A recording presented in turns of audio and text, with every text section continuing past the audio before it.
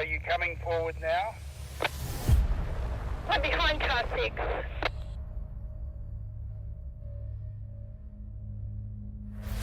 Yeah, keep in mind there's multiple turns in multiple directions here, so you do end up indicating 3 times through this negotiation.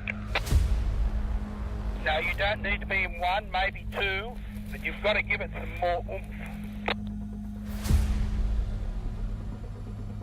Okay, all I want you to do is come back maybe a metre, nice and steady. I'll be leaving the convoy at this point.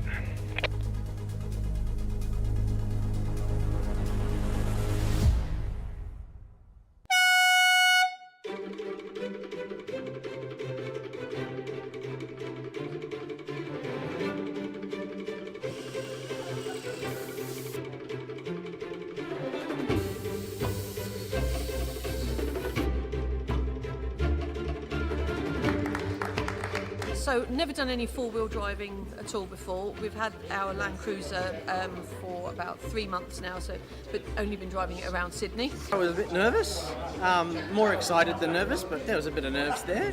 For anyone thinking about doing it, it's probably a good idea not to do it.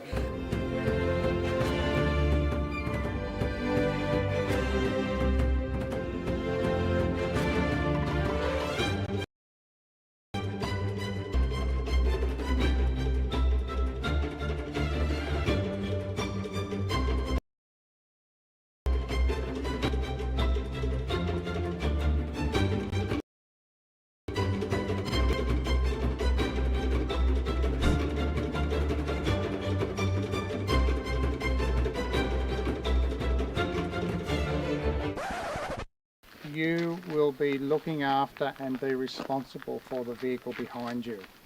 They get lost, it's your fault. Simple as that. Thumbs up.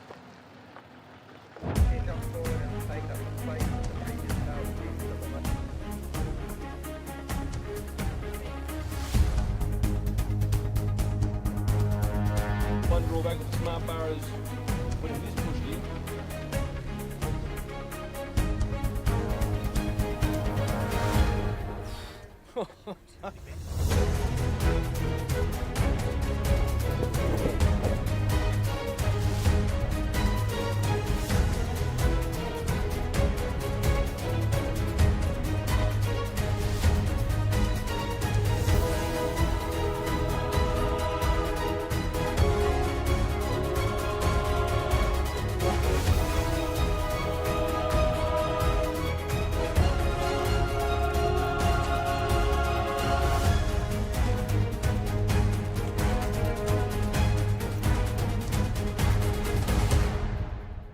I would have avoided that in the past, so good to know what it feels like.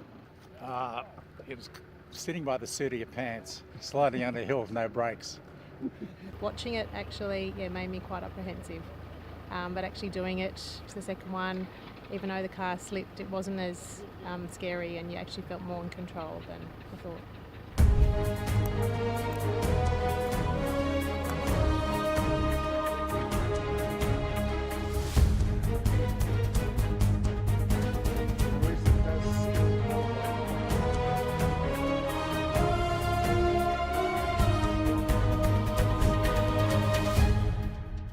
But if you do it, it's probably one of the best things you'll ever do. Most of all, I'm impressed by what the car's capable of. Before yesterday, I would have gone, well, if I came across this in reality, I would have done a 3-point turn and gone back the way I'd come. The trainers are all volunteers. They're obviously been in the club for a long time. They've got a lot of skill, a lot of knowledge. They've been on trips, they've been there and done it. So, and look, they're there to help you and to take you through it, which is terrific. Really good. They give you they're really clear with what they want you to do, and they give you comments, so they'll be directing you as you go down the different obstacles, and then as you go past, they'll go, well done, you're great there, that kind of thing. So they give you encouragement as well, which is really nice to have. Well, when we meet the people on Tuesday, number one, I try and sum them up and get a feeling whether they're going to be a good social group, a good driving group, and you can see the nerves starting to kick in. But by the end of Sunday, smiles are abundant, and they feel so fantastic about themselves and about the capability of their vehicles. It's beyond what you ever think you could possibly do. It's scary, it's full on. But the people that look after you they're just ordinary people, but they're professionals, and they're calm, cool and collected, and they get you through it. And the bloomin' Toyota Prado, I put my trust in, and it was just awesome.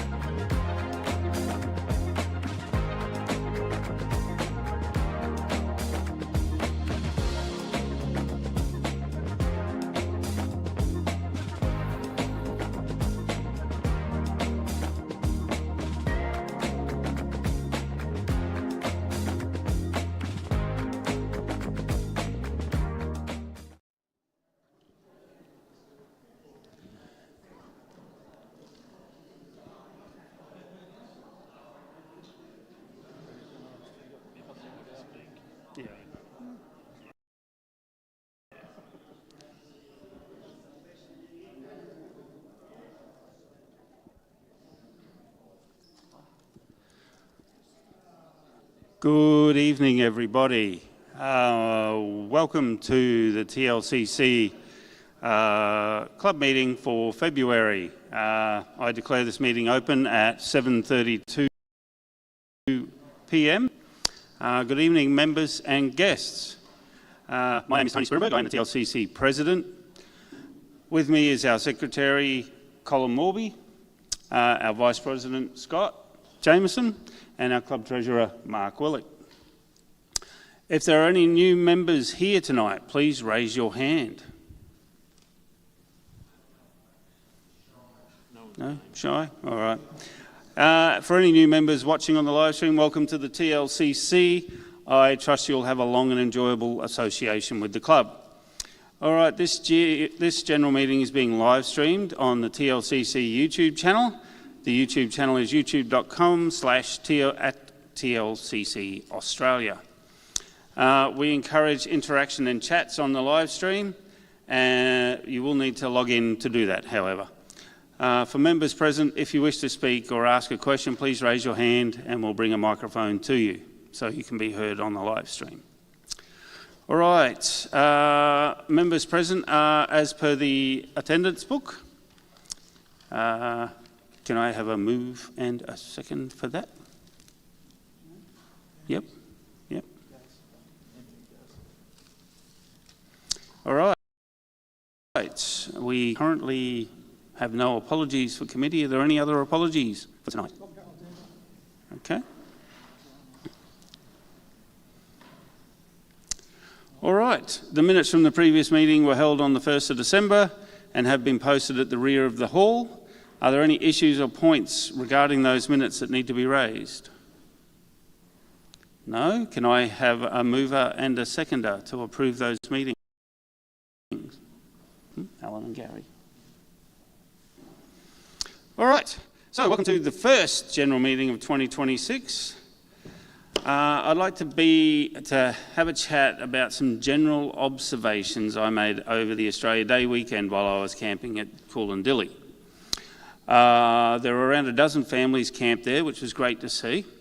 A happy hour was had in the shed, mostly run by Scott, around 5:30 p.m, and most of the families turned up to the happy hour. It was quite good. It was BYO, and we got to all talk to each other and just catch up and not stay in our campsites. However, I'd like to mention some of the following. Club stickers on cars. When you're camping on the properties, you need to have your club sticker clearly visible on the car. This is how we can identify that you should be allowed to camp there. You should have the current year sticker also visible. Now, only about half of the people that were camped there had their club stickers on their cars. And also, if you have visitors, the visitor pass must be visible on the dashboard. Okay. Fireplaces also need to be put out properly when leaving the property. There have been some reports of hot coals still going in the fire pit when a new member arrives at a campsite and starts setting up in a vacant spot. In summer, we need to be vigilant for the fire safety of the properties. Okay. Now, empty toilet rolls in the toilets. Now, at some point over the weekend, we ran out of toilet paper in the toilets, so I went around and I refilled the toilets, and I had about a dozen of the empties sitting around in the toilets, just left there. Okay? If you use it and finish it, take the empty with you, just chuck it in your fire or put it in your rubbish. It's not that big a thing.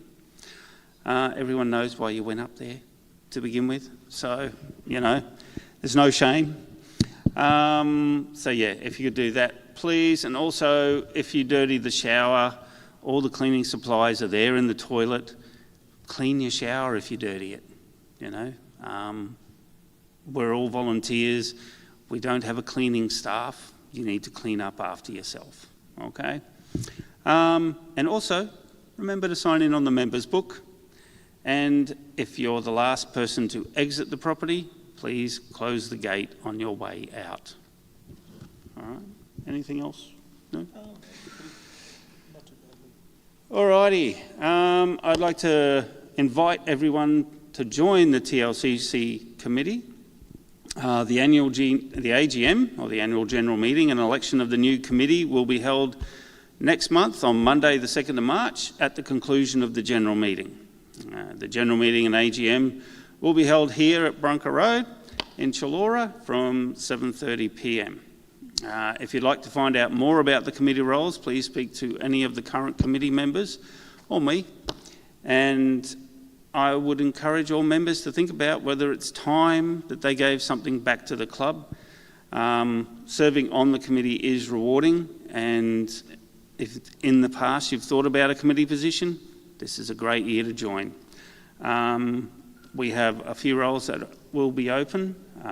The secretary role will be open, as well as the social director and promotions. So, yeah. From what I understand, the rest of us are pretty much staying on. So. Well, they're all open. But they're all open. Yes, true. They're all open. So, yeah. If you want to step up into something, let us know. All right. I'm going to move on to Scott. Welcome back, everyone. No guest speaker this month, unfortunately. While not short of putting effort in, it's getting a little bit difficult to find. So if anyone's got any suggestions of businesses or any sort of products they want people to come in and have a chat to us about, let us know, and I will do the work in the background to try and achieve that. But what we do have is Chris Taylor's going to have a bit of a chat to us about Club Magazine and what that entails and what we can do to help him. Yeah, hand over to Chris.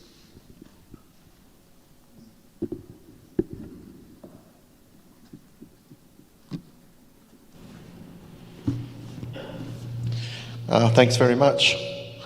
Believe it or not, I've been doing this job for more than 12 years and I'm still learning things, still making changes, and still getting a great deal out of doing the magazine. It's good for me intellectually, but also keeps me engaged with the club and keeps me engaged with lots of members, talking to them about various things. I get a lot out of it, and I just reinforce Tony's suggestion that if you're considering standing for anything in the club, you really do get a lot more out of it than what you do put into it. Now, John, where do I find the clicker?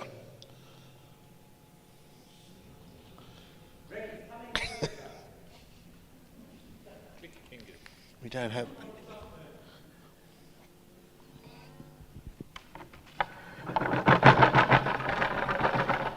How's that?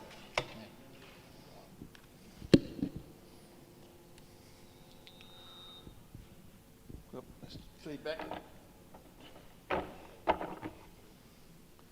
Any instructions on how it works? Ah, here we go. I'll point that way. Okay. Okay, before I begin, first of all, thanks very much to all of those people in the club that send me reports, send me photographs, send me ideas, give me feedback. Without you, there would be no magazine. It's really appreciated. Also, thank you very much to those committee members who have learnt to get their reports in on time and to make them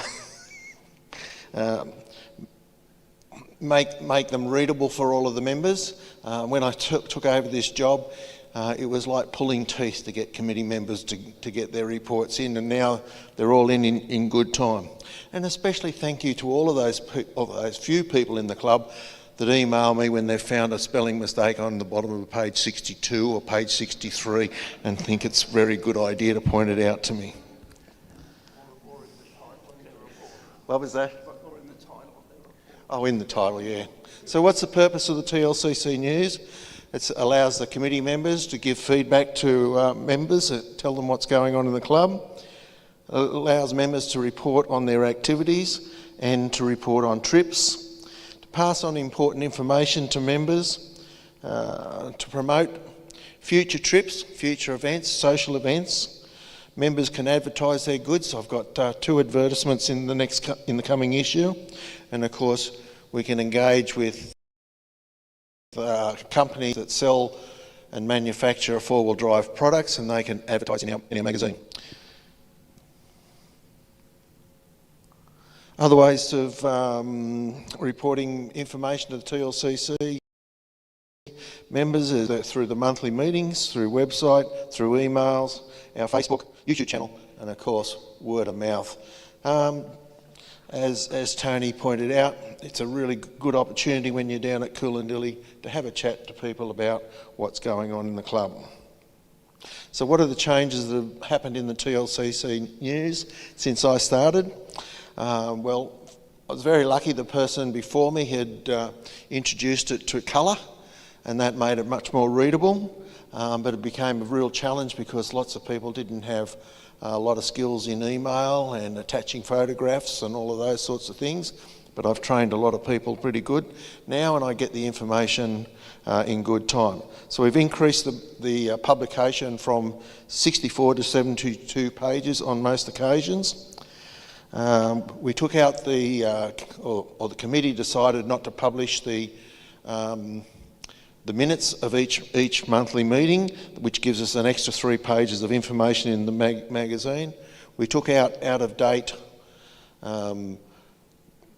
social events. We used to advertise stuff that was so old that people couldn't even remember it did happen. We've had a huge increase in reports from education and from driver training. We're getting good reports from current trips, and one of the things about the old magazine is sometimes the trip reports were 4, 5, 6 months after the date of the event, whereas now they're much more current. And of course we've introduced the e-mag, so the magazine's available very quickly to members as an e-mag, and then the hard copy comes out at a later date. So as we know, the magazine is bi-monthly, comes out in February, April, June, August, October and December.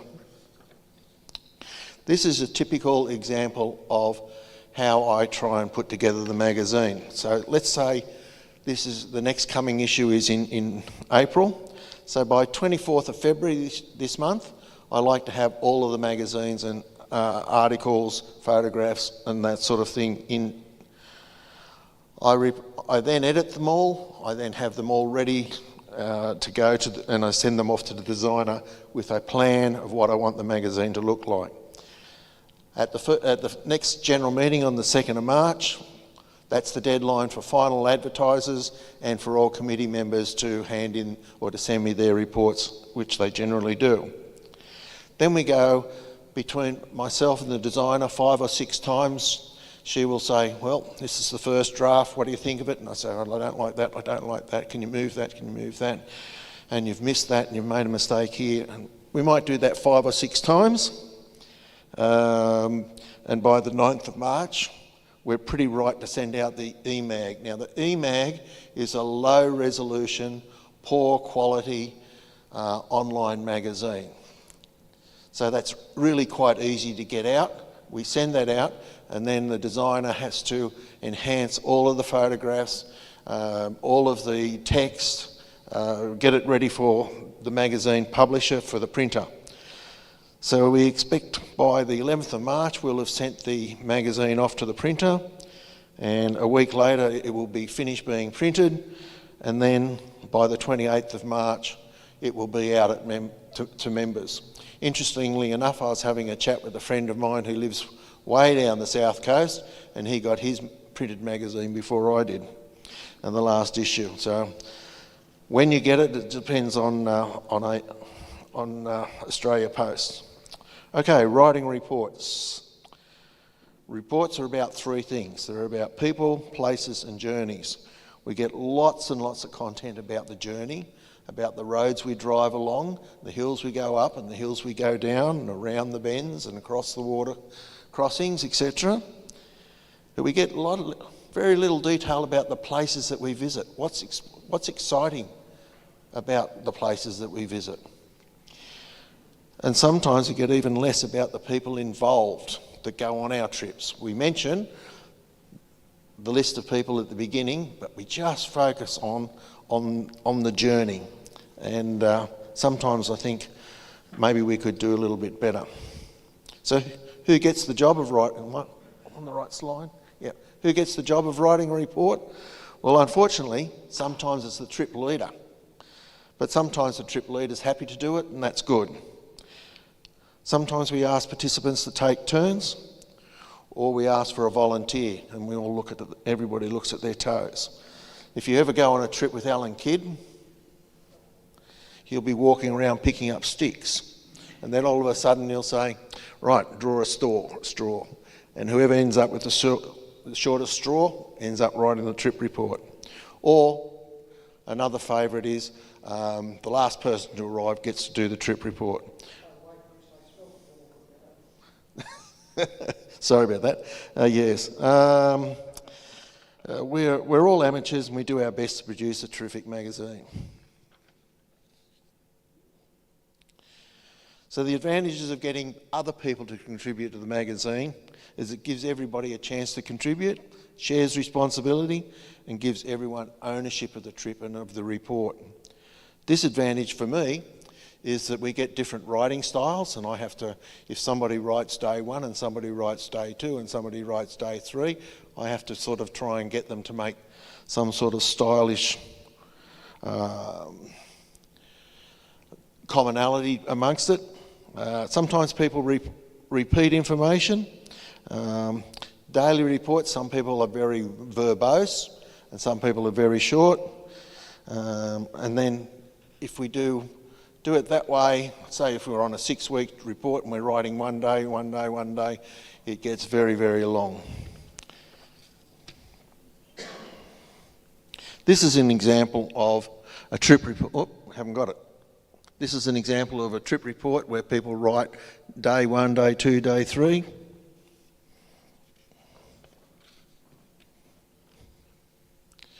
But there are other ways of writing a report. So the information that we write does not have to always cover everything that happens on a trip report. We could do it in a summary. We don't have to write everything down. We could do it in point form. We could just do it with photographs. And we can get special interest articles.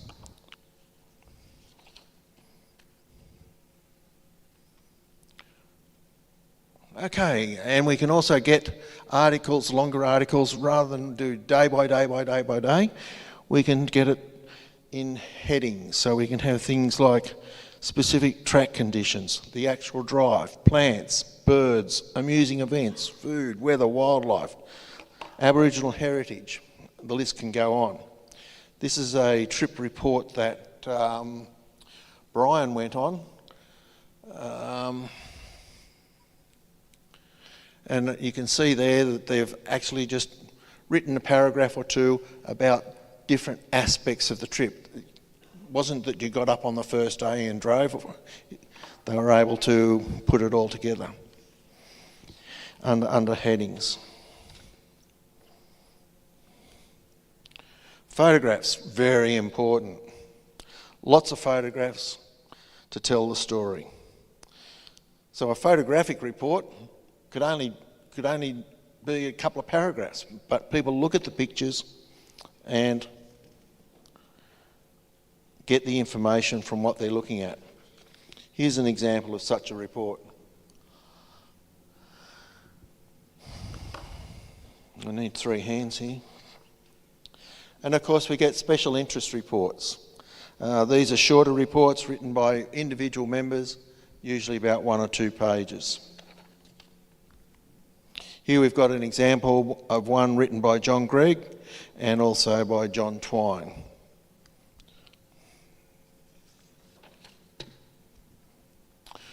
Photography is something that really has improved in the magazine with the mobile phones. A lot of the photographs that we used to get were a lower quality, but now everybody's got mobile phones. They do come out really good in the magazine. I just got to remind people when they send them to me that they don't just flick them straight off their phone, because they come in at that very low resolution and they print absolutely terrible. So I have to write back to them and say, can you resend the photographs, which they do.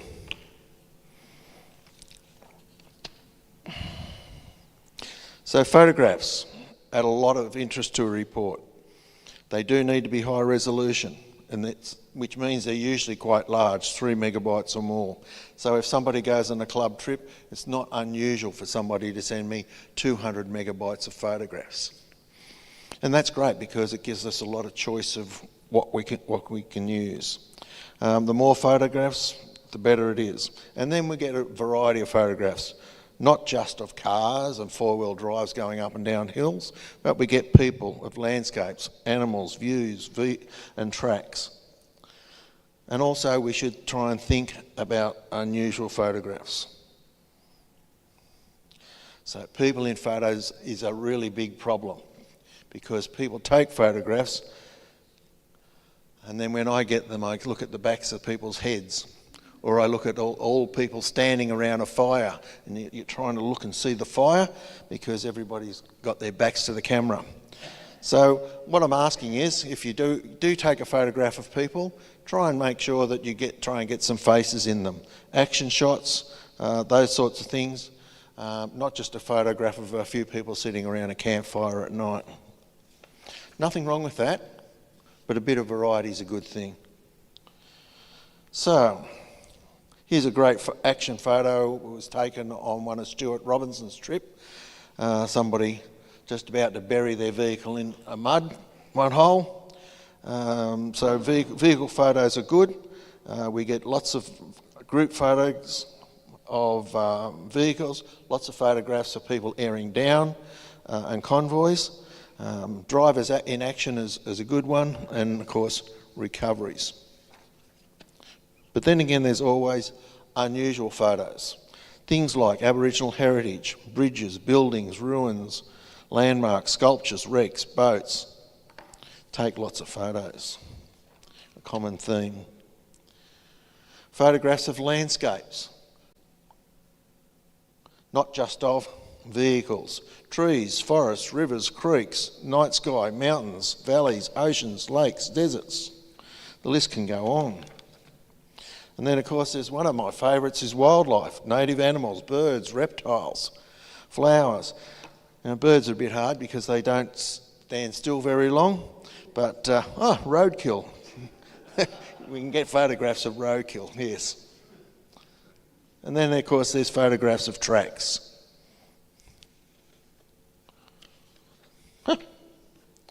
There's photographs that are very interesting to look at.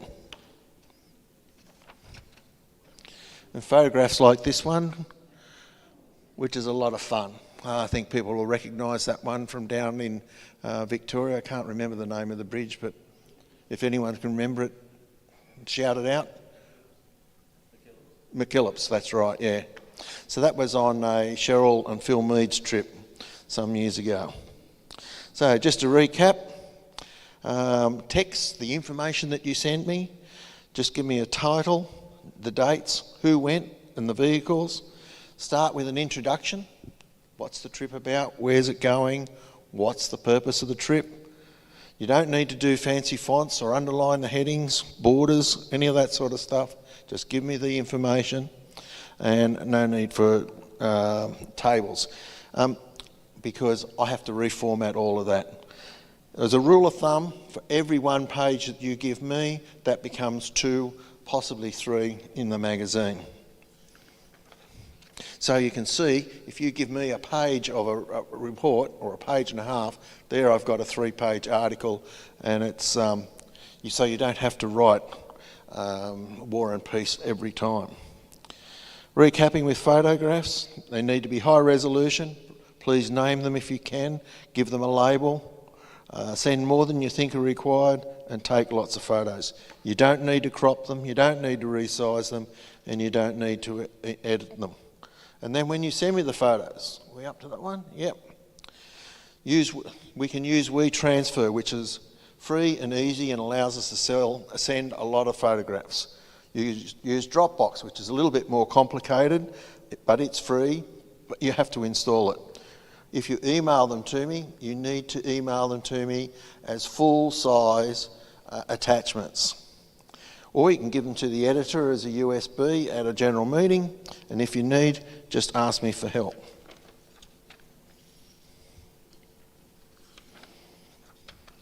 I'll skip the second last page. So enjoy your magazine. Thanks very much. Thank you, Chris.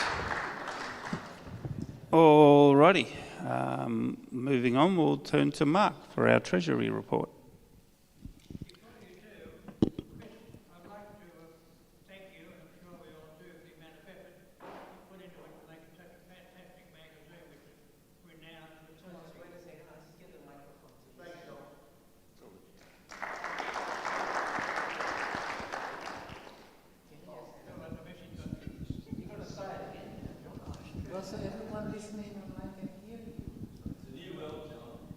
Chris, I'd like to thank you, and I'm sure everybody else would thank you. What you've said and done, it makes us appreciate even more so the amount of time and effort you put into creating such a fantastic magazine, which is renowned right throughout the industry as being the best. Thank you. Thanks, John. I'll pay you later.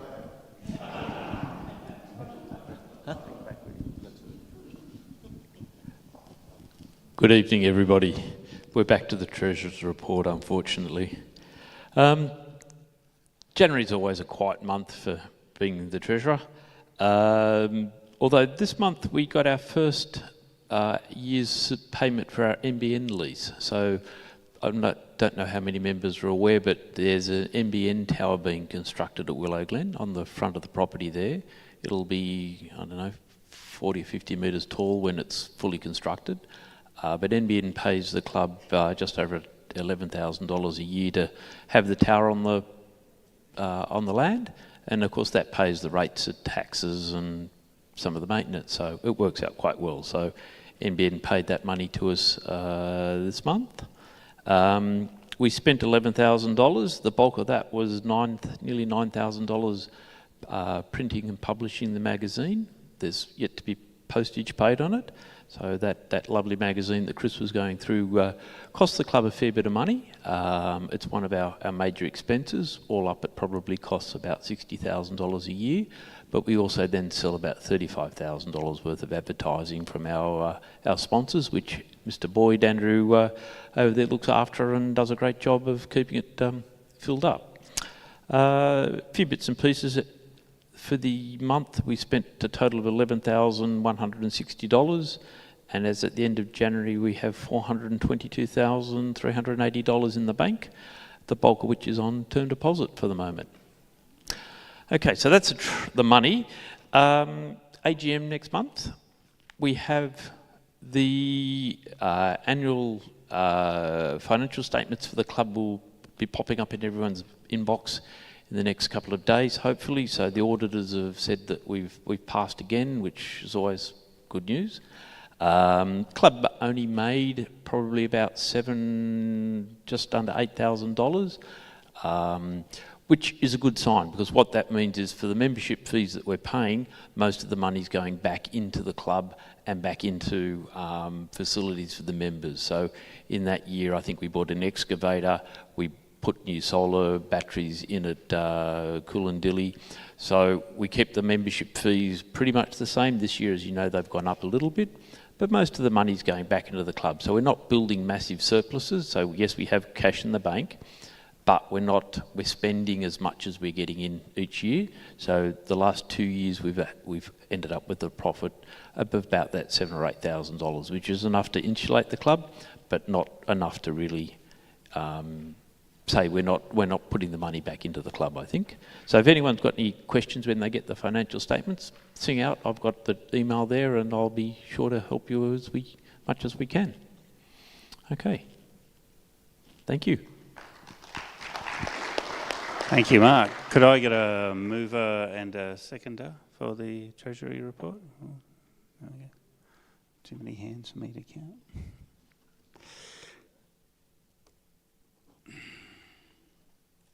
My computer has turned itself off. Alrighty. Education. Let's go to Gary.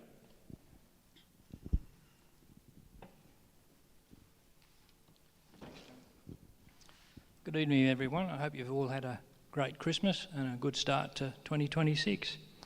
Okay, I'll just run through courses that we've got lined up, and one that's just been completed. So basic driver training for January, Module 1 on the 13th of January, that was held here at the church. Modules 2 and 3 at Willaglen on the 17th and 18th.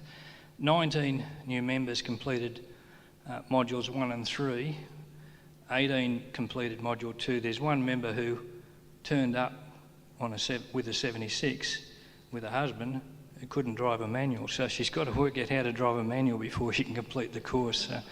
Anyway, we did receive a glowing email from one of the members about the way the driver training was presented. Now I'm going to leave that to Richard to talk about, because he's going to have a little bit of a word in a minute. Basic driver training for February, Modules 1 on the 17th of Feb, Modules 2 and 3 at 21st and 22nd. Basic driver training for March, Module 1, 10th of March, Modules 2 and 3 on the 14th and 15th of March. May is already I think it might already be booked, so it's very likely that this is going to be a very busy year for the driver training team, as it's been happening. The towing course, Andrew Allen spoke to me the other day. Philip Moggs will run the towing course on the weekend of the 22nd and 23rd of August, so that'll be great. Advanced driver training, that's in April, the first one, on the 18th and 19th of April. And the chainsaw course, speaking with Wayne and Dave, Dave Lamb and Wayne Back, they're going to run the course again this year on the 7th and 8th of November.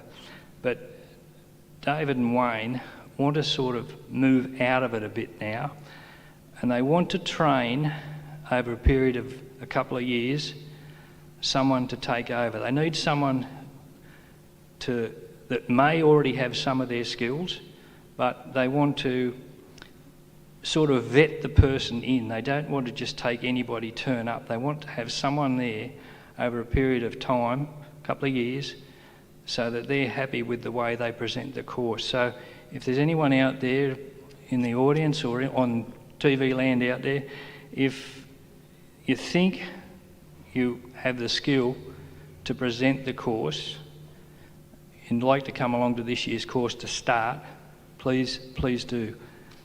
It's not that they feel they're too old, but they just want to pass their skills on to someone else, okay?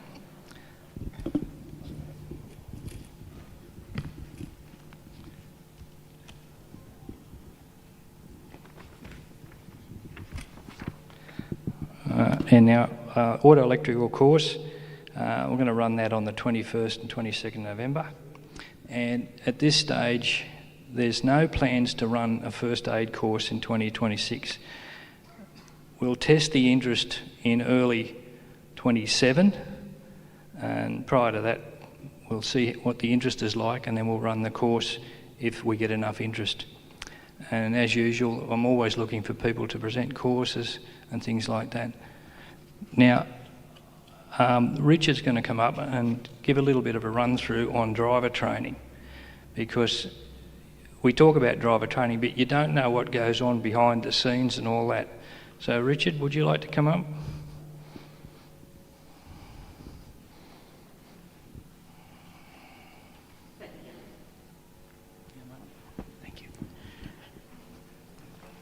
Today I will take a little bit more than my 7 minutes that I usually take every meeting. This will take about 10 to 12 minutes. If we could get the slides up, John, that would be wonderful. Thank you. I wanted to give everybody an update on the work that we've been doing over the last 12 months, or just about 12 months, mainly on the Module 1 and the presentation that happens here. I worked with Bob before he finished up on upgrading the presentation and upgrading all the documents. And so he handed over to me, and I continued that work throughout the last year. So I wanted to show you a little bit what it looks like. So first of all, the packs. If we could play that video. This is what we prepare for Module 1. Can we get some audio? We might just start that again. I'll go back. And if you could play that again for me, John. Preparing the packs for Module 1. The handbook. ARB Thornley gave us some stickers. One of the old magazines. Always complaining that there were so many left over, so why not give it to the Module 1 people? And ARB gave us a bunch of these magazines, 4x4 Culture, which we put into this wonderful bag that we found abandoned in one of the containers at Willow Glen, just collecting dust. There were dozens and dozens and dozens of them. So we grabbed them, and now this is what we do. Every person arrives at Module 1, and this is on the chair when they come in. So they sit down, they've got something to read, videos up on the screen. It really makes it feel professional. Thank you, ARB. Any other sponsors? Pipe up. We'll add your information to the show bag. There you go. So that's me creating the little show bag that we give to all the Module 1 people. And that's what it looks like. Andrew, if anybody else wants to add their bits and pieces in there, let's talk to them. This is what the Module 1 now looks like. When you are arriving at the room, all the seats are set up. You have an ARB show bag with some information in there and one of the magazines. So you're not sitting there wondering what's going on. You've got something to read. And we play videos up on the screen, some past videos of trips. We play the Easter video that we made a couple of years ago, some of the trip videos. So they're watching something that happens until we actually start the Module 1. The Module 1 packs, you all probably remember receiving a little pack, little cardboard folder, and in there were some papers. It was all sort of grubby, photocopy over photocopy over photocopy, so it's all degraded. So we updated all of that. So all the pages are now updated. So I'll take you through what we have in there. The before leaving home packing checklist, we've upgraded, we've put our logo on there, it's all printed professionally. At Willow Glen to-do list tells you what you need to do before you arrive at Willow Glen or when you arrive in the morning before 7:45. We have a nice getting to Willow Glen map with some colors in there, which explains clearly and self-explanatory, really. We don't have anybody getting lost anymore. We have a quick links. This has just been introduced last week, so I'm testing it out next week at Module 1. The quick links, QR codes with the URLs below, so people can just take their phones and go straight to that section in the website. So we've got a whole bunch of things. A TLCC login, so they can log in first, the Constitution and the bylaws. By the way, we add there that must-reads are the property bylaws and club bylaws. They also get a printout of those bylaws in that pack. So hopefully that, Mr. President, will help to push them. So they've always received those bylaws, but we're adding them. Property maps, the news EMAG, there's a link directly to that, so they can go and read the news in there. Some trip listings, so we link directly to your trip listings page. The handbook is now also available online. And we have links to the closed Facebook group and the TLCC YouTube. So they can quickly access those. The new progress sheet that they get to tick off so we can check their competencies over the weekend, that's been revamped and looks like this now. It used to be over 2 pages. We've reduced it and brought it into 1 page. It reduces the printing and reduces costs a little bit. We also give people the option to have the handbook in a printed format or just download it online. So when they get here, they have a choice of picking up the handbook or scanning and just downloading it. Most people still pick up the handbook in physical format, but some opt to have it online. The module packs revamp. Now, this is a thank you to the committee who have pushed hard to get some sort of online repository for people to put their documents, or all of us, to put our documents up online. I have done that now, so everything that you see here, everything module 1 and all the information from the driver training is now online. So if I get hit by that damn bus, then it's all there and they can pick up and keep going without having to scramble to find where everything is. So thank you for doing that. Cloud storage, very important. Thank you. Module 1 presentation. The slideshow has been completely revamped. We've kept most of the content. 98% of the content is still the same, but we've changed how it looks and how it's presented. So this is what the presentation now looks like, with some animations in the slides, overviews. I've taken a few of the slides to show you what it looks like. This is by no means all of them. So nice photos. We've updated all the photographs. There's photographs of the trips so they can get to see a little bit what it looks like. Some more trips. You'll notice that my vehicle features quite a bit. Just slightly biased on that. We cover education and courses quite thoroughly. We tell them what's available, what's coming up. We obviously talk about the sand driving course, and we also spend quite a bit of time on social events, telling them that there are social events and that you can volunteer. We're always telling them, get onto the committee, talk to the committee, and there's some place there for you to help. We do a big amount of talking around the volunteering. So there's social events. We put photographs of the fireworks, which have all been updated. Did you see some good people attending this year or last year, 2025, at your events? If so, it's probably because we did this up front.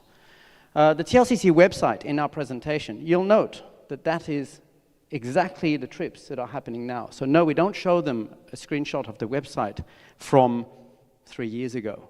I update the presentation and show them what's happening now. So that is exactly what's available right now. So next week on Tuesday, Module 1, I will update that page and they get to see exactly what it is so that they know what's available. We also spend a lot of time on volunteering.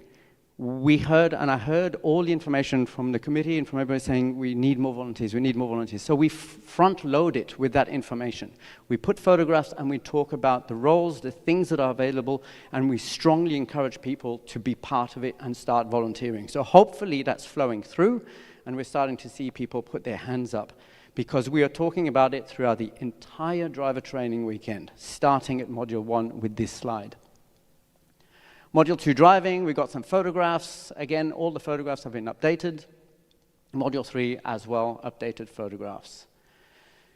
We go through some theory. Here's some example of theory. We talk to them about parks and passes, and then we go into four-wheel drive basics. We don't make the mechanics, but we talk a little bit about the mechanics of four-wheel drives. We show them 2 videos which demonstrate with some nice animation how four-wheel drives work. Usually that does the trick. It gives the Module 1 presenter a bit of a break, so I can go to the toilet, take 5 minutes, have a breather, and then continue after.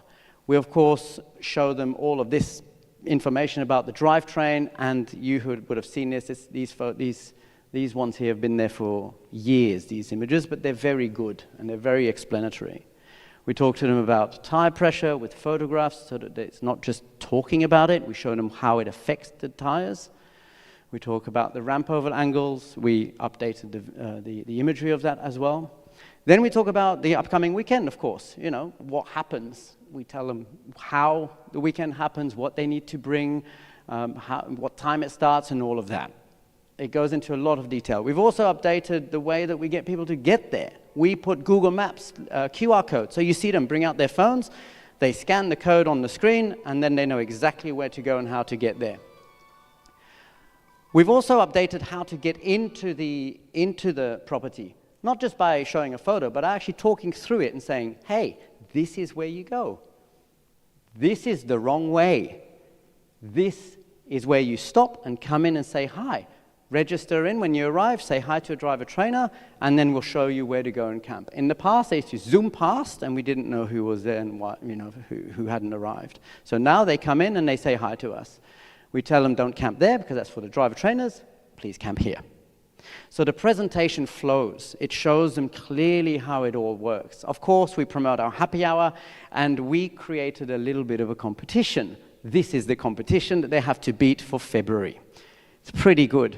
I can tell you, they're starting to come up with some really nice food. So, yeah, we're upping the ante on that happy hour. It's a great place, actually, the happy hour, to talk about volunteering. We show them photographs. There's a pin board up there with photographs of all of that. So it's a great space, and everybody's there for about an hour, and we talk about how to get involved in the club. Everybody joins in. Most people.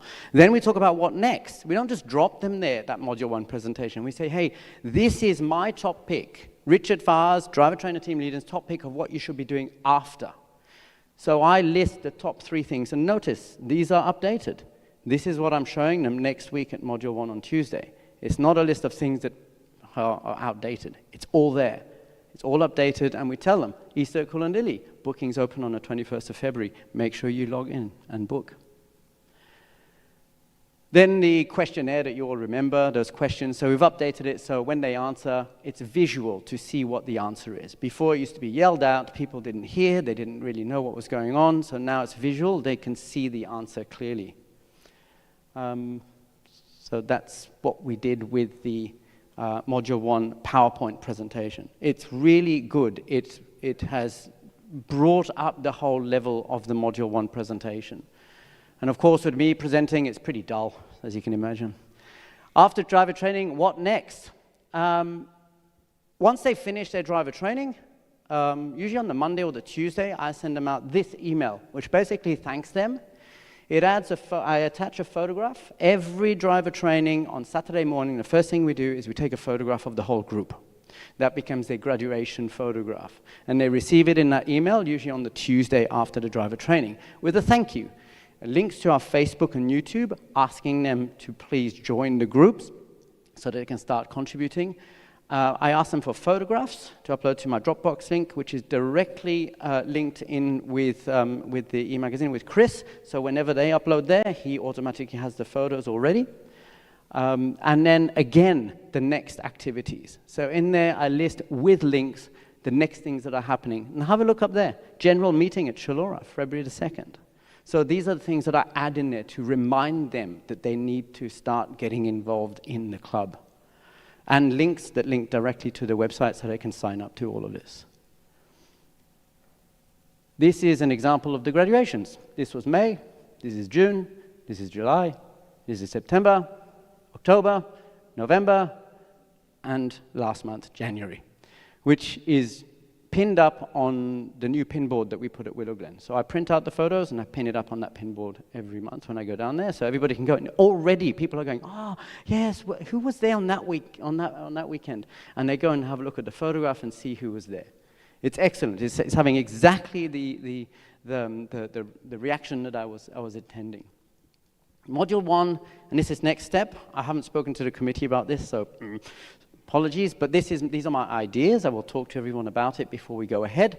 But the technology upgrade of this presentation is that if other people do this presentation, they don't necessarily have a laptop, they don't have the technology to do it. So my idea is that we're going to purchase possibly a second-hand iPad. We're going to get a stand so we can stand it up there when we're doing the presentation, feed the PowerPoint presentation into the big TV there, and we get a nice heavy-duty road case that it can be handed to the next person doing the presentation. The whole goal of me being part of the driver training team leader is that I need to be able to hand it over to the next person, and it's an easy handover. Everybody's been trained, everybody can do everything, or most of it. Right? So that's what we're going to do. And yes, we're going to start offering it on Zoom. A lot of people have said, no, it's not a good idea. I agree, it's not a good idea.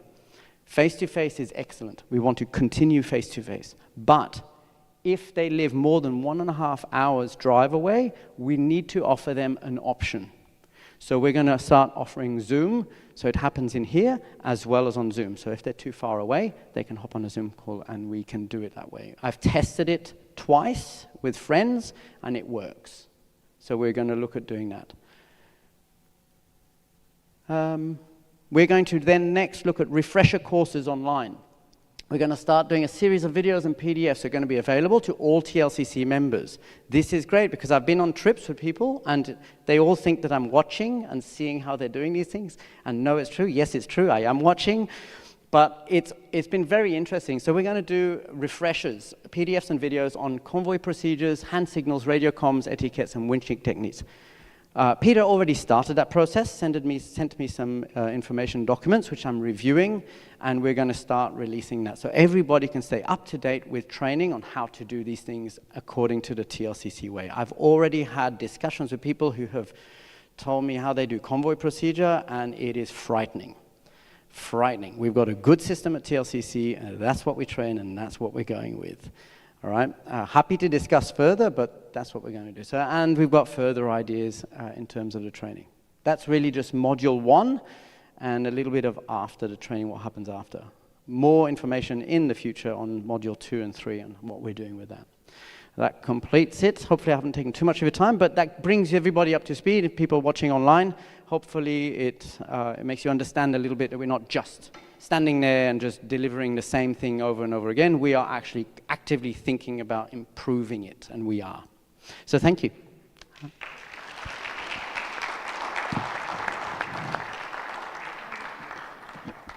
Apologies. This is the email that we got for the January group of trainees. We had this wonderful feedback from Dave Stewart. I would like to thank your team of driver trainers for an absolutely amazing experience.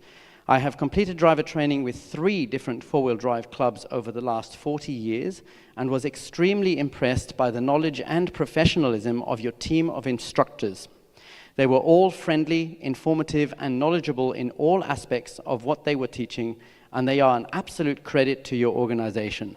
The best driver training I have attended to date. Kind regards, Dave Stewart. So Dave, if you're watching, nice one. Thank you, everyone. Thank you, Richard. Okay, let's move on and we'll go to promotions with Andy.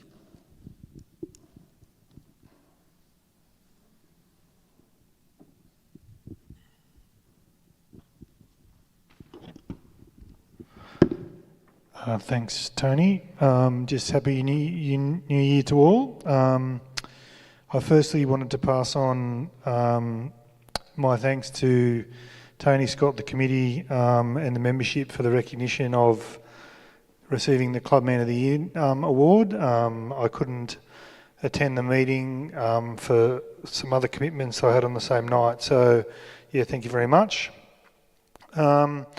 As Chris alluded to, TLCC News, I guess everyone should have received the January-February edition of the TLCC News with the EMAG obviously hitting mailboxes via email approximately 2 weeks before the hard copy.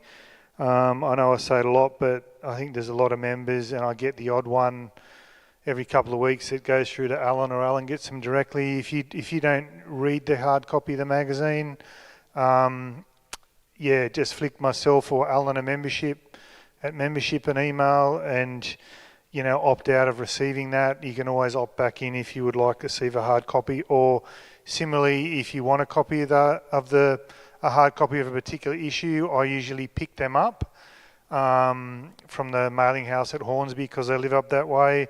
I'm also happy to give you a copy of that. Number of promotional opportunities in advertising. One Chris sent me through today, just following up on a company which is very keen to advertise, and they do cleaning products for your four-wheel drive. And another one which I have from last year, which I'll follow up, is which I would be also interested as well, is tyre pressure monitors obviously for our tyres and our four-wheel drives, caravans, camper trailers.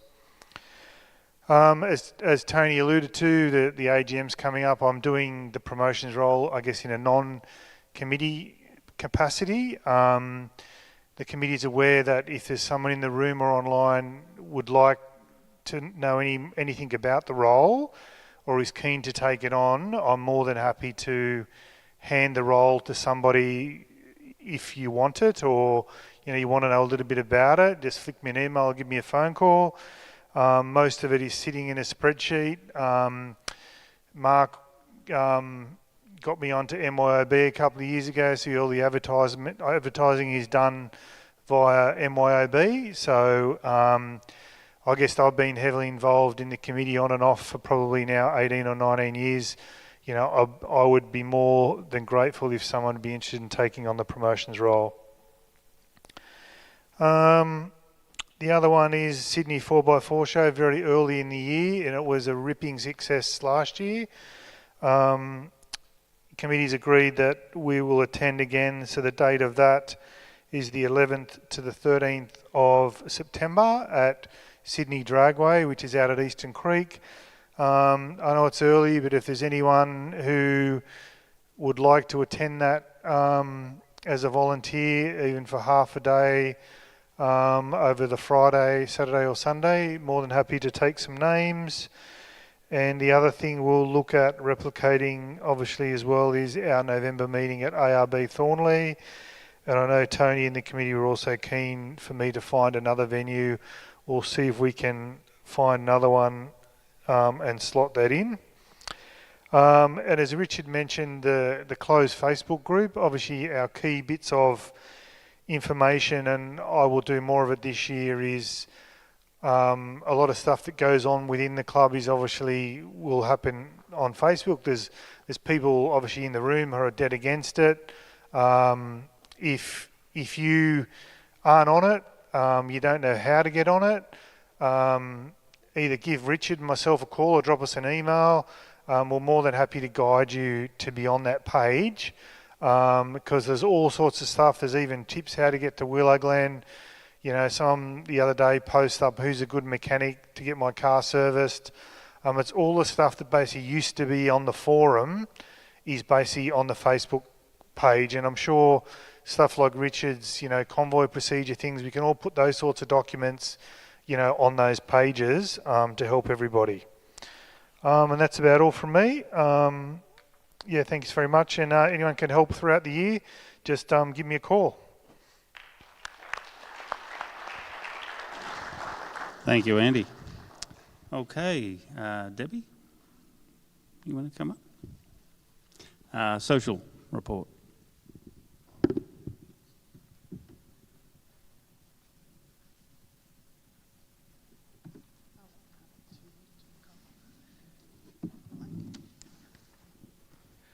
Hi everybody.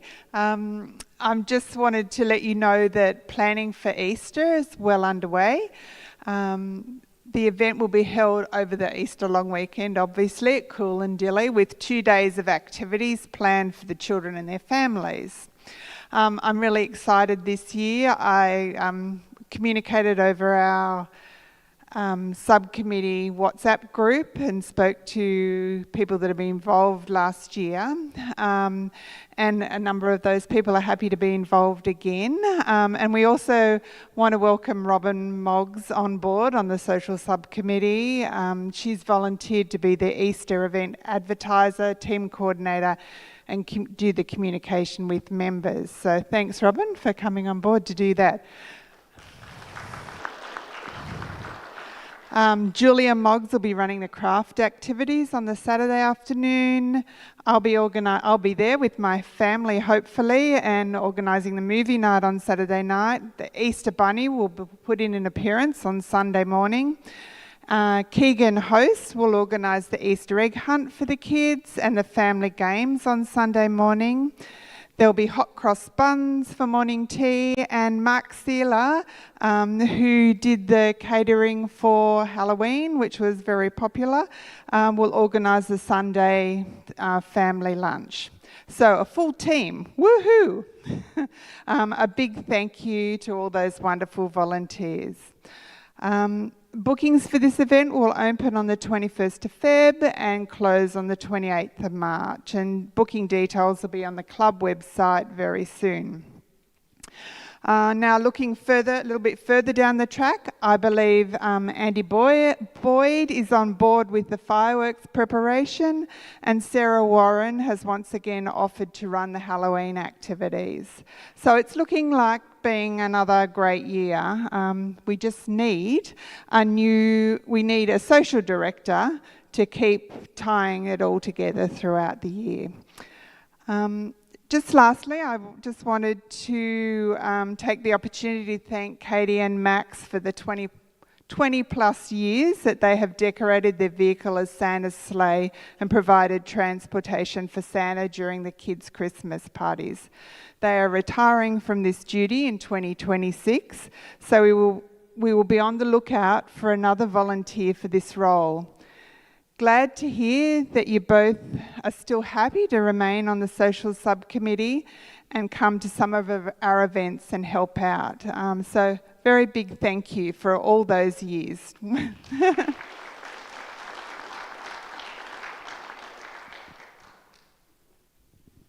I'd also like to mention for Max and Katie, they did indicate last year that they would be not doing the snacks after the meeting, and they'd like to pass that on to somebody else. Now they heard that nobody had stepped up yet, so they did again do the snacks again tonight. So thank you, Max and Katie.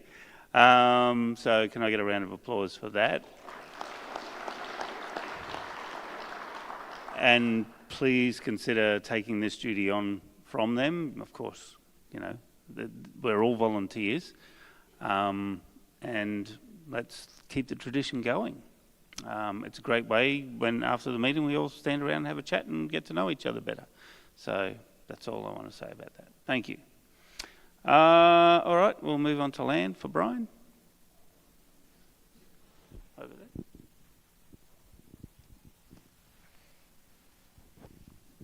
Thanks, Tony, and welcome everyone to what I trust will be a fantastic fun-filled 26 on the land.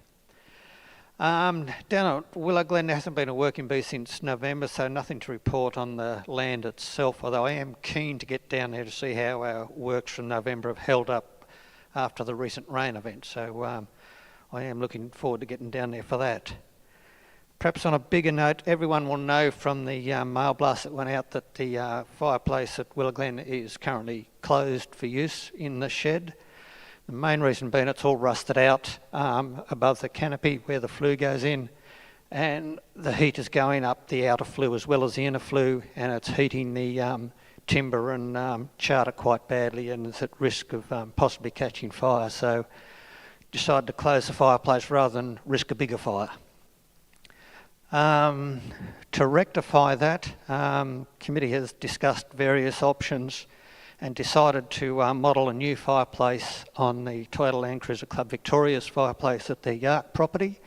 So we're just in the process at the moment of finishing some design work around that. We do have all the measurements that Cole and Scott took when they were down there recently coming back. There's two options. Well, I can either try and get a commercial builder to come in when we finish the design work, which may take a bit of time, and I've probably got to get 2 quotes to do it that way, or we can try and do it ourselves, because I'd like to have it done by the end of March before it starts to get cool.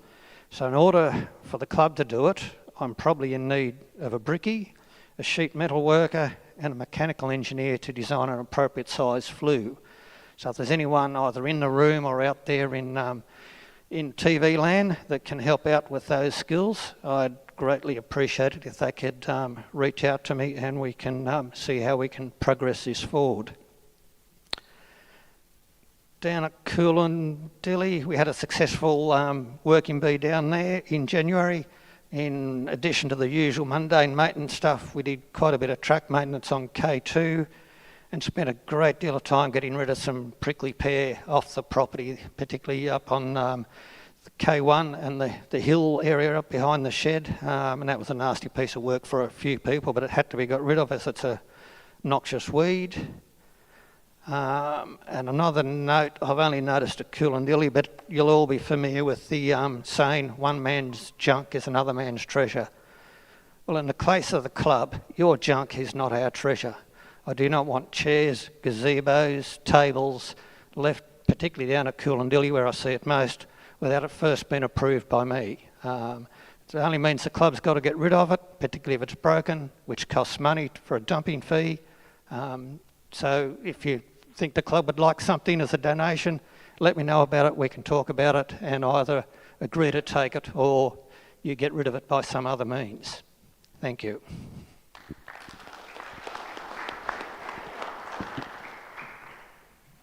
Thank you, Brian. Okay, we'll go to membership with Alan.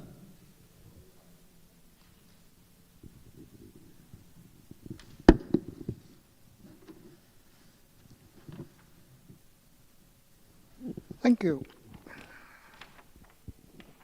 Okay, let's see. Since the December general meeting, we've had 15 new memberships with 18 vehicles. Another 4 memberships have come back who have been absent for a couple of years, and one has come back that's been absent for more than 3 years. That means we now have 993 memberships, which include 24 life. And we've got 746 members who are financial for this year, so there's a few still to go, and 319 email-only recipients. Thank you.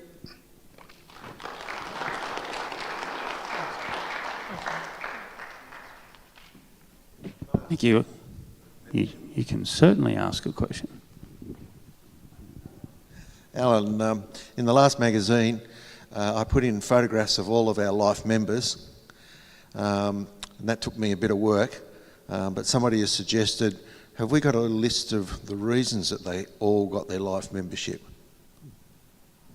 No, I don't, but they could be in the minutes of some sort.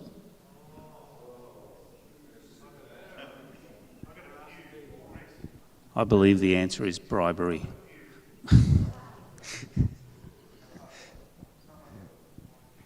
Alrighty, Pedro, for... Did I do it? Yeah.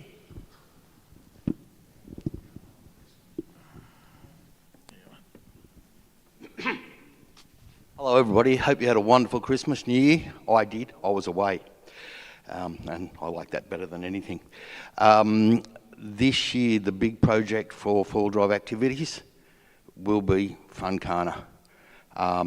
Anthony Morpher, that headed it up last time, is happy to be involved again this year. Whether he heads it up or not, we're still in discussion, but I want to get a team of people together early in the year and make it a bigger and better event than it was. As I said, I was away. Over Christmas, we visited the Victorians with Scott and got the fireplace dimensions while we were down there, and also had a look at their Funcana setup. They've got seesaws permanently set up. They've got wombat holes permanently set up. We could, if we get a committee together early in the year, make it really special, really big, reuse some of possibly the stuff that we did for the Willow Glen Challenge back in the day, or build and design our own stuff to make it people that want to get involved with the designing of those courses and see how treacherous their minds are, get in touch with me and we'll work something out, and we'll get a subcommittee or a WhatsApp group going, or get a couple of meetings down on the property to figure this all out. Trips. Mark Seller did a trip last weekend. Unfortunately, I don't have a trip report for that because it was only last weekend. There were 7 cars on that. They went down pretty much on pretty short notice. got 7 people together to go down to Abercrombie. It looks like if you saw the same Facebook post that I saw, it looks like it was a really fun weekend. There was an 80 trying to do 80 things that I saw on the Facebook page. I don't want to get the backstory for that. Looked like fun. I tried to put up a trip at the same time, sort of in competition for that last weekend as a trip leaders reconciliation to try and get some more short over weekend trips and get a few more trip leaders. Unfortunately, there was only one applicant for it, so I've postponed that and we'll put it on it again very soon and try not to make it in the same weekend as somebody else's trip, so people don't have to decide which one they're going on. We did one of those last year, if you remember, out to Hill End, very successfully, and we had lots of trips in a short period of time after that, out to the Hill End and Upper Turon area. The one I want to do this time will be starting at Zigzag, overnighting out at Kapiti at the Turon National Park and then going across to Safala. With that being said, Chris has recently done a recce for a new members trip, and if you want to come up and have a talk about that, yeah. It's been your night tonight, Chris. Thanks, Pete. Well, let's see if I can get a triple going. Dennis, where are you? Okay, Dennis and I, at the beginning of January, in consultation with Peter, tried to investigate a new option for a caves to caves trip. This is something that the club did many years, and for many years, and quite regularly, 7 or 8 times in every year. And a lot of new members, including myself and Marie, that was our first club trip, and we remember it very fondly. But unfortunately, the road from Jenolan Caves down to Jenolan Caves has been closed for a few years. Jenolan Caves itself is now closed, and of course the road from Wombian Caves through to Coolandilly has been closed for a couple of years and doesn't look like opening any time soon. So we went out and we had a bit of a look around. We had a look at, is it Hampton Hill? What's it called? I've forgotten. Anyway, just near Hampton, there's Mount Bindo, correct. So we hit the dirt at Mount Bindo, went up the top of there. It was really terrible. It was just like a garbage dump. People had chucked rubbish everywhere, including a rooftop tent. But there are a few things that we could do around there. And then we thought we'd duck through Jenolan Forest and come out right near where Canangra Walls Road starts off, and unfortunately they're logging in there from time to time. At the moment it's closed for logging, and then about halfway through it there's a gate that's locked, so that was interesting drive, but unfortunately that can't be used. And then of course we tried to find a route at the other end from Wombian Caves through to Maruya, and that's all been locked off too. So what we're proposing is that we start the Caves to Caves again. The meeting place would be at a million acre campground, which is a state forest campground near Hampton, in Duck Malloy and Jenolan Road. And people could go up on the Friday night. They could stay in accommodation or they could camp there. There's a toilet, and we start there about 9 o'clock in the morning, drive from there out to Canangra Walls, do a walk, have morning tea, drive a couple of along the Morwong Fire Trail and Cowmong Fire Trail down to Dingo Dell where we'd have lunch, and then continue on up through Mount Werrong Fire Trail, which is something that I haven't done yet, that Dennis pointed out to me, and camp overnight at Mount Werrong. $6 National Park. We can actually book it as a group, so that we've got that site. There's also a walk to a historic tin mine as well, so that's a point of interest. Day 2 would be getting up, driving to Wombian Caves, stopping at Wombian Caves, having a look around, maybe doing either the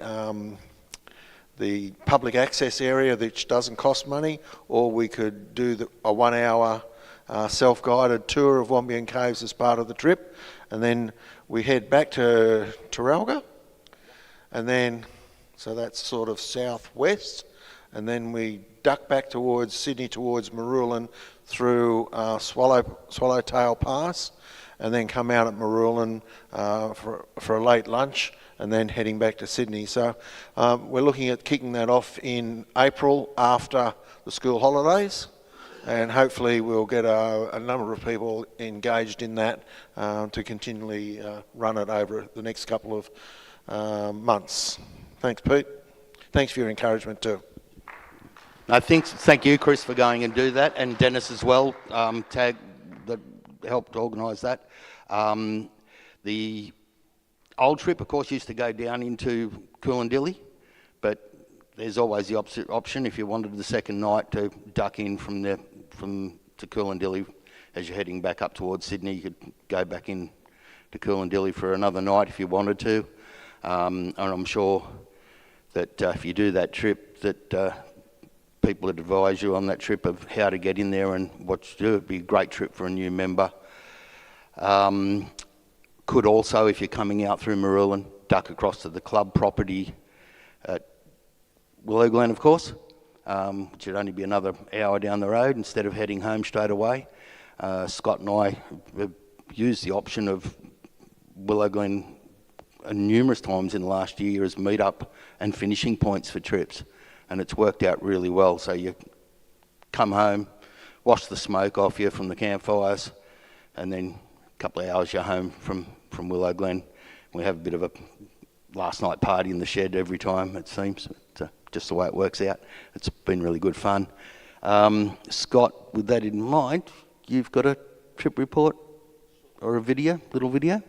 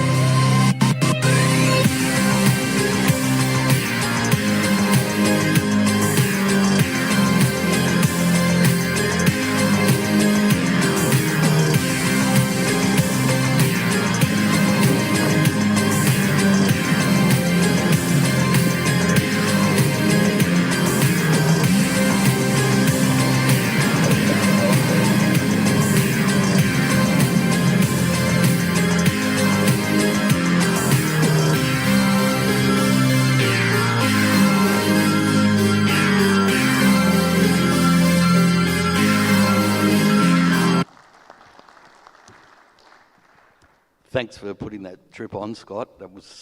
I personally had a great time. Cole was with us and a couple of others. Scott's young bloke took his four-wheel drive model car, double lock, remote control. You should have seen. You saw a bit of the course in there. All these grown men and women playing model cars around fireplace for about 2 hours one night. New Year's Eve, yeah. And the camp oven cook-offs, and you still thinking of putting the camp oven cook-off on this year? Yeah, we're getting in practice early. We're cheating. So yeah, thanks everybody. Get involved in the trips. Run some trips. There's plenty of experts in this room that'll help you out. Thanks to all the trip leaders for last year. Thinking of trip leaders from last year, our winner of the Trip Leader of the Year, he's up in the high country now with a group of 7, so looking forward to that report as well. He's doing a couple of trips. Michael's really pushing hard. Trip Leader of the Year, you can all qualify for it. Remember, there is a page in the website where you can nominate people that have led trips. If you think they've done a good job, get on that, nominate them, and that way I'll get more confused about who's going to be Trip Leader of the Year. Thanks, everybody. Have a good time, and see you next month. Thank you, Pedro. Okay, before we move on to general business, I just want to clarify. I made a joking comment about bribery for life membership. I don't want that to be taken the wrong way. I have the highest regard for our life members. They are what made the club what it is today. And if anyone took offence, I apologise. Thank you. Yeah. All right, could I have general business from the members? Anyone? No? Chris again? All right. Chris. Look, he paid me really well for this, so.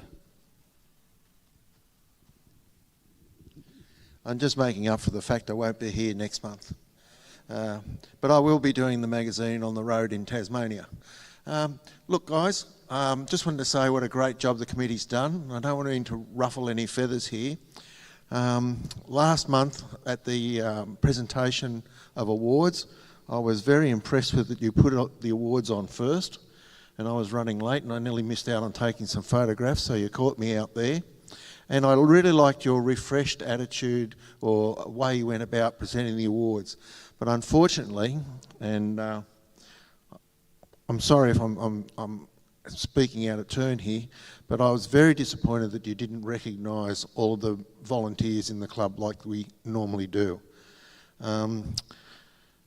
With volunteering in any organisation, it is very hard, but with our club it is even harder because usually it involves a full weekend, usually it involves several $100s in terms of fuel, and a great commitment to being involved with people that you might not know really very well. It's not like you're going to a soccer game with a group of mums and dads, or you're going out to a picnic. It's a huge effort. So I'd like to recommend to the committee that they look at reintroducing the token award of something to all of the volunteers over the year. In the past we've done things like beer bottle openers and pens and all those sorts of things, but unfortunately none of us do that volunteering for a pen or a pencil. But I would like us to consider something that we did a couple of years ago for the 50th anniversary, which was a calendar. And we do it on a regular basis. Now, I know there's lots of digital people out there, but my daughter still laughs at me and my wife because we've got a calendar up on the wall at home. And in it are a whole series of photographs over the year of different trips that people can relate to. And I think one of the problems of the prizes in the past was we don't get all of the volunteers on the actual night. Well, with something like this, It can be sent to our mailing house in the same way as the magazine, and they just mail it out to all of the volunteers, so that everybody that does volunteer for the club actually gets recognised. And I mean volunteer in a big way. I don't mean just turn up and pick up a few papers. You know the kind of people that I mean. And those people that are here on the presentation night at the end of this year, yes, I think personally I think we should recognise them as well. So I'd like to just make that recommendation. Do you need it in writing? Okay, thanks very much. Thank you, Chris. Okay, is there any other general business from the members? Oh. You got to come back up.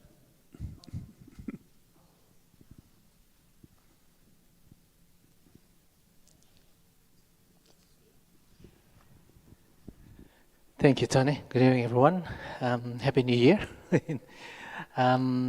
This is not so much of members' business, but it's actually a question, because we've encountered this. What you mentioned earlier about the people without the stickers to show their financial year that they've paid their dues.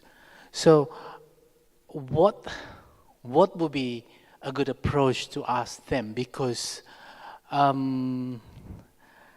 a younger member, I feel really awkward to approach someone that, you know, more senior than I, and then asking them. So I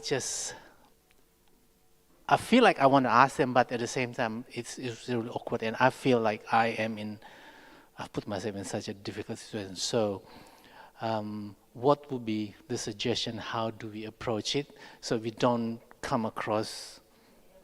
Yes, I know we have our rights to ask, but I just need some guidance in regards to approaching it. So that's it. Good question, Reki. And we had a situation just on the Australia Day long weekend, just as that. We had a member that has been a member for 10 plus years.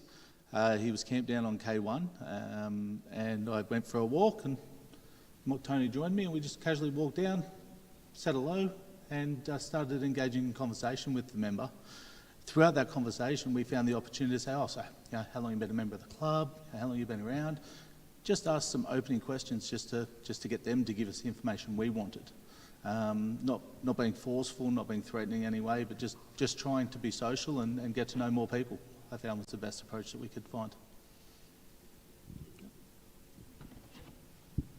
Yeah, and in that conversation, we discovered he'd just bought a new car and hadn't requested a new sticker from Alan yet. So that's where his sticker was missing. Anything else? Okay. All right. Any other business from the committee? No? All right. Let's move on to our fill-in Sergeant of Arms, Ali Ritchie, who's going to come and draw the raffle. Did we have any birthdays recently, apart from Ali? It was Ali's birthday on last week. So.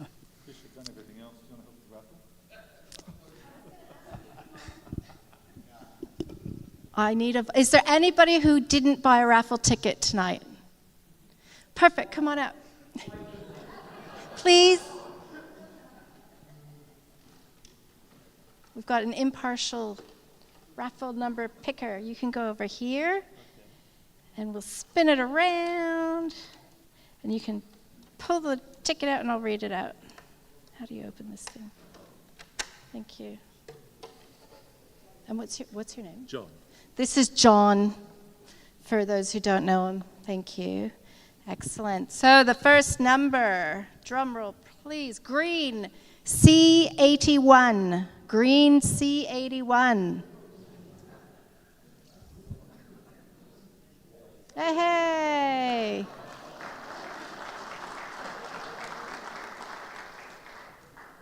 Excellent. Thank you. Take your pick. Yeah. Did you hear your prize? You get to be secretary for another year. Well done. Thank you. We'll just spin her again. Hopefully they won't fall out. Thank you, John. The only one who didn't buy a ticket. I got here late. Thank you. Orange E71. Orange E71. Recce. You should win after buying 14 tickets.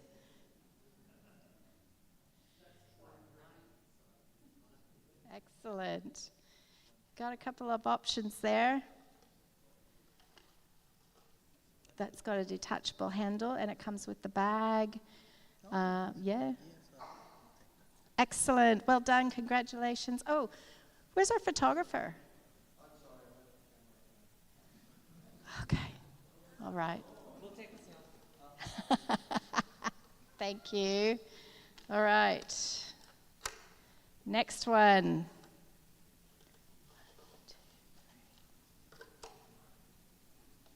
Thank you. Red C16. Red C16.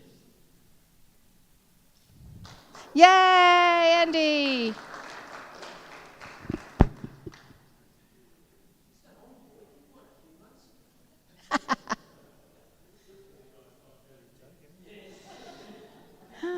So the clear bag, camping lights. Yeah, it's a kick-ass bag. Thank you. Congratulations. Only 3 more.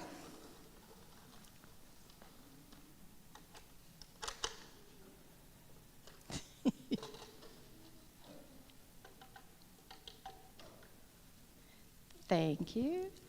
We have a nice crumpled ticket. I crumpled them all. Red C57. Red C57. Going once. Oh, it's not Katie. Red C57. Recce? Richard. Redraw it, okay. We spun it, we can just go in.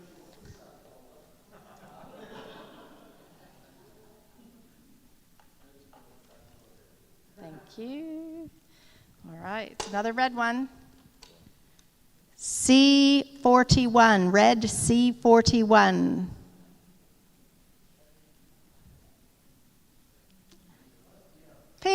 Pedro.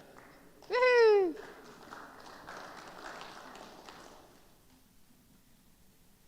And while you're collecting your prize, I want to say thank you to Leslie Butler, who used to do this job.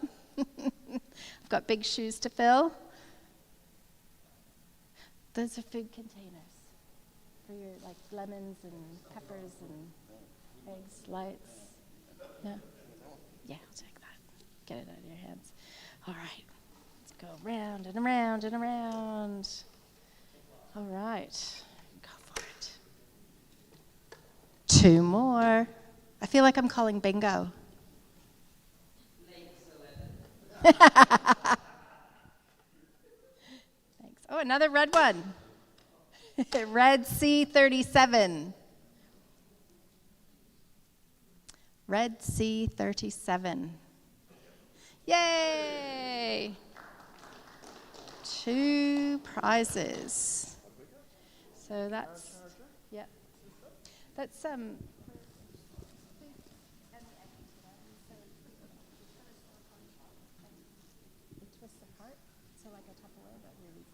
Fantastic. yeah, they're really good. Congratulations. And we've got who is going to be the lucky last? Not a red one, John. Should I be looking? No, but let's see. If it's red, we'll put it. Ah, it's orange. Orange. This is good. Oh no, it's not. It's red. Should we draw it again? It's another red one. All right. C44. Red C44. Yay! Thank you, John, very much. Really appreciate your help. This is a car charger. So with the USB ports and what have you, very handy. No, I'll just throw them out for you. Thank you, everybody. And if you have ideas of what prizes you'd like to see in the raffle, please email Tony, and he'll pass the messages on to me. Okay, sorry. No. Can't help you there. Okay. Chocolates. Thanks. All right. Okay, thank you very much. The lovely Ali. Love of my life. All righty. The next meeting will be held here on the 2nd of March, as well as... Oh.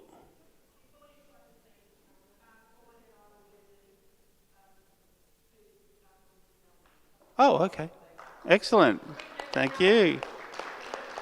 Thank you, Nicole and Pauline. Alrighty, that ends this meeting. Next meeting's 2nd of March, as well as the AGM. Thank you. Have a safe trip home, and I declare the meeting closed at 9:06 p.m. Thank you very much.